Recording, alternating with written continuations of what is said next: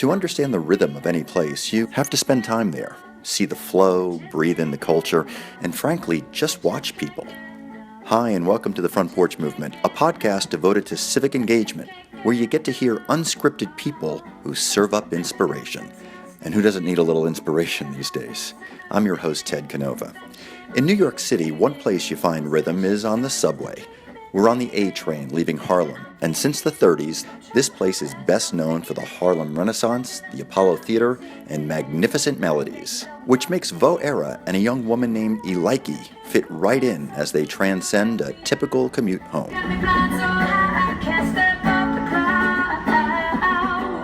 Where are you guys from? Chicago, born and raised. And what are you doing here today?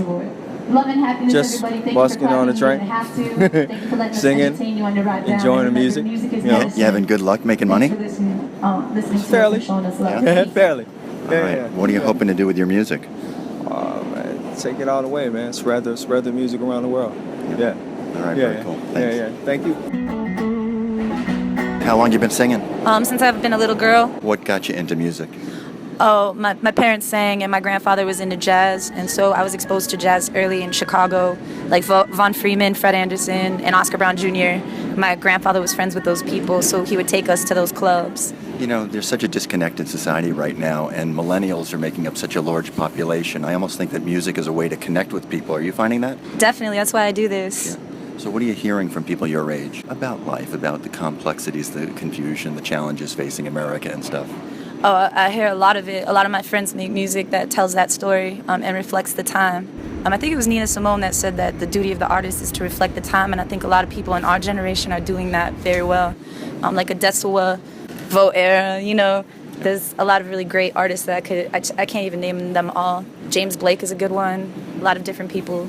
On a scale of 1 to 10, 10 being really good, what's your hope for life in America right now? I'm very hopeful. On a scale, I'm 30. I'm beyond 10. I mean, people, the human spirit is so powerful. I think there's a lot of people who are awake and enlightened that know and see beyond what we're being fed. So I'm very hopeful. And I'm one of those people, and I surround myself with like-minded individuals who feel the same way. Are you confused as a millennial of what's going on in society right now? No, I see through it, personally. Really? And how do you do that, and what are you seeing through? I would say that, for me, I meditate, which helps me to stay aligned. And I'm good to people in my daily experience, and I talk to people, and I observe with my own eyes. I read different things, plays, books about meditation, and, you know, I talk to people. And I think that generally speaking, everybody feels that we're all connected, but we just don't understand. Well, certain people, I would say, just don't understand why things are so messed up. Why are things segregated? Why are people segregated? Why can't people find jobs? But you have to make a job. You have to be an entrepreneur in the way that you think. Like, even if we come on the train, like, people don't want to pay us what we're valued. Well, we created a way for ourselves. Everybody has to do that with whatever they're good at. And it's not like, oh, I'm going to get a job that I hate, and I'm going to, you know, pay rent forever in a place that's horrible. It's standing up for what you believe in and seeing that something isn't right and doing something about it.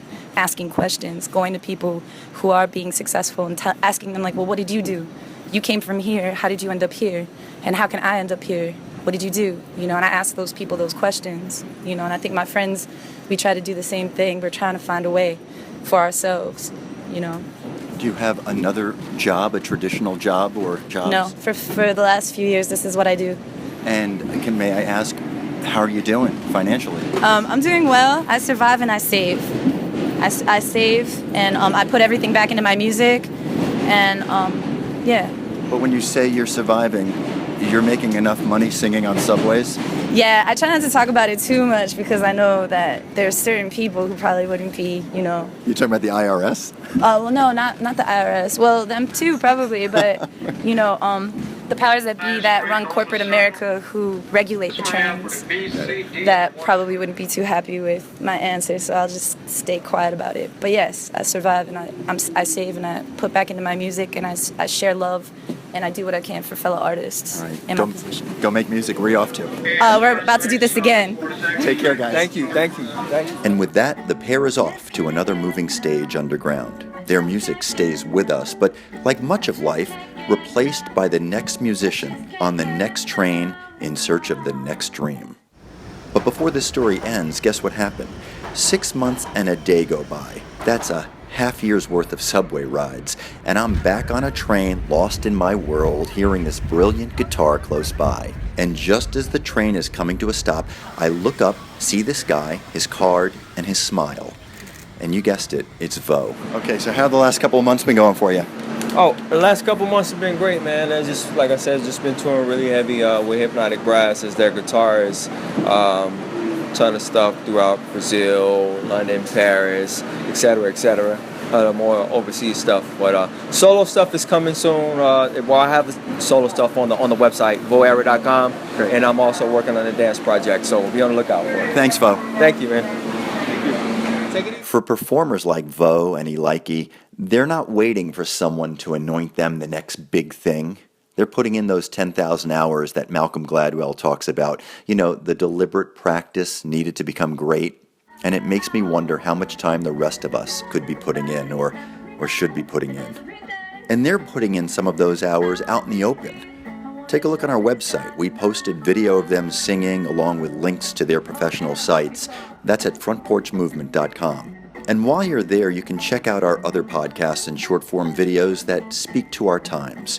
A runner who defeats death twice, an immigrant who leaves the CIA to become a pastor, and a father and son who share their hopes and dreams, and a lot of John Lennon. These are inspiring people, no matter what color your state or the mood of your state of mind. If you like what you hear, please pass it along to your friends and followers. It helps us build this community. In the meantime, I just want to thank you for listening to the Front Porch Movement, a voice in civic engagement with stories that inform, connect, and inspire. I'm your host, Ted Canova. See you next time. And I just can't get enough.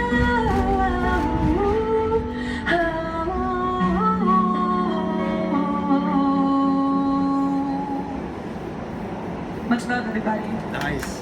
Thank you. We love clapping. Thank you for clapping.